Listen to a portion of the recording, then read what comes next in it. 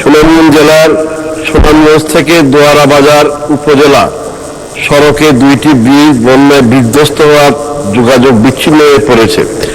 আজকে সকালেই আমি এই বিষয়ে এলজিইডির চিফ ইঞ্জিনিয়ার সুনামগঞ্জ এক্সিকিউটিভ ইঞ্জিনিয়ারের সঙ্গে কথা বলেছি এবং বিষয়টি আমরা অতি দ্রুত পানি কমে যাওয়ার সঙ্গে সঙ্গেই এটা জরুরিভাবে এই ব্রিজগুলো সম্পন্ন করার উদ্যোগ আমরা গ্রহণ করব।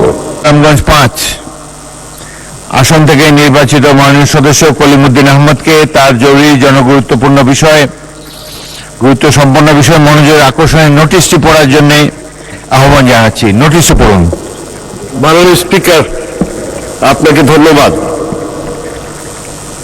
আমার উত্থাপনীয় বিষয় হচ্ছে সুনামগঞ্জ জেলার সুনামগঞ্জ দোয়ারা বাজার উপজেলা সড়ক বন্যায় বিধ্বস্ত হওয়া দুইটি ব্রিজ নির্মাণ প্রসঙ্গে।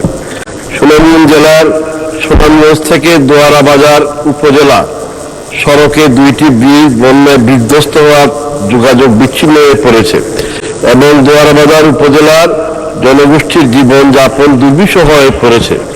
অনতিবিলম্বে বর্ণিত সড়কের 955 চেইনেজে নোয়াগাঁও ব্রিজ ও 3800 চেইনেজে পানাইলডরের ব্রিজ দুইটি জরুরি ভিত্তিতে নির্মাণ অত্যন্ত গুরুত্বপূর্ণ।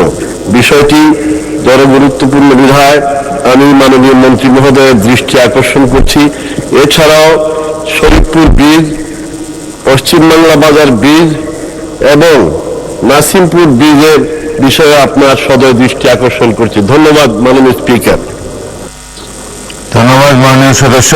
মাননীয় স্থানীয় সরকার, পল্লী উন্নয়ন ও সমবায় মন্ত্রী মির্জা ফখরুল ইসলাম আলমগীরকে এ বিষয়ে তার সংক্ষিপ্ত বিবৃতি প্রদানের জন্য আহ্বান জানাচ্ছি।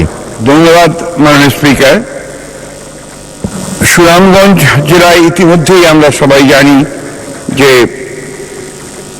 বন্যার পানি অনেকগুলো ক্ষতি করে ফেলেছে। বিশেষ করে যে ব্রিজগুলো আছে সেই ব্রিজগুলো অনেকগুলোই বিধ্বস্ত হয়ে গেছে। সুনামগঞ্জ ছাতক ভায়া দোয়ারা বাজার রাস্তায় আইডি নম্বর 6903320001 955 মিটার চেইনেতে 95 মিটার ব্রিজের কাজ এলজিইডির রুরাল ট্রান্সপোর্ট ইমপ্রুভমেন্ট প্রজেক্ট 2 এর আওতায় বাস্তবায়ন শুরু করা হয়। অ্যাবেটমেন্ট এবং পাইল ক্যাপের কাজ হওয়া মাত্রই আগাম বন্যার পানিতে ব্রিজ সাইড সহ সমুদ্র এলাকা তলিয়ে যায়। এই পানি নিষ্কাশনের কোনো সুযোগ ছিল না। ইতিমধ্যে স্কিম এবং প্রকল্পের মেয়াদ শেষ হয়ে যাওয়ার কারণে অসম্পূর্ণ অংশ বাস্তবায়ন করা যায়নি। বৃষ্টির অসমাপ্ত কাজ অন্য কোনো প্রকল্প অন্তর্ভুক্ত করে বাস্তবায়নের উদ্যোগ গ্রহণ করা হবে। মাননীয় স্পিকার, আজকে সকালেই আমি এই বিষয়ে এলজিইডির চিফ ইঞ্জিনিয়ার এবং সুনামগঞ্জ এক্সিকিউটিভ ইঞ্জিনিয়ারের সঙ্গে কথা বলেছি এবং বিষয়টি আমরা অতি দ্রুত পানি কমে যাওয়ার সঙ্গে সঙ্গেই এটা জরুরিভাবে এই ব্রিজগুলো সম্পন্ন করার উদ্যোগ আমরা গ্রহণ করব।